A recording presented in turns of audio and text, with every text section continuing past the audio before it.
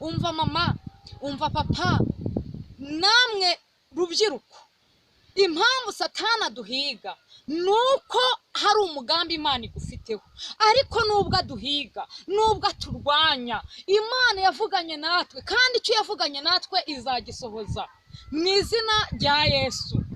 Ijambo twari tumaze gusoma muri iki gitabo cya Yobu, Bibiliya ivuze iki? Iravuze ngo icyo gihe abana b'Imana bagiye gushengera Uwiteka, Satani nawe ajyana nabo.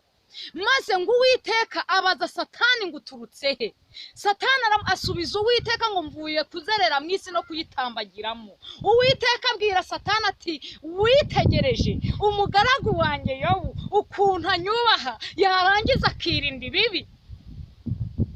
Iyo wubaha Imana, iyo uyikiranukira, haba mu kazi kawe, haba mu byo ukora, haba aho ukorera, ukagenda wubaha Imana, ugakora ibyo gukiranuka, ukirinda ibibi, Imana igenda ikurata, ikagushyira ku mutima, ikumva igukunze, kubera ko uba uri umwe mu bantu Imana ikunze. Imana ibaha umugisha cyane, mugubwe neza cyane rwose.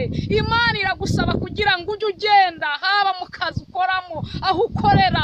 Imana irambwiye ngo nimbabwire ngo nimuyubahe kandi mukomeze kwirinda ibibi. Uzirinda ibibi akubaha Imana, Imana izabana nawe, Imana izamurinda mu majya no mu maza.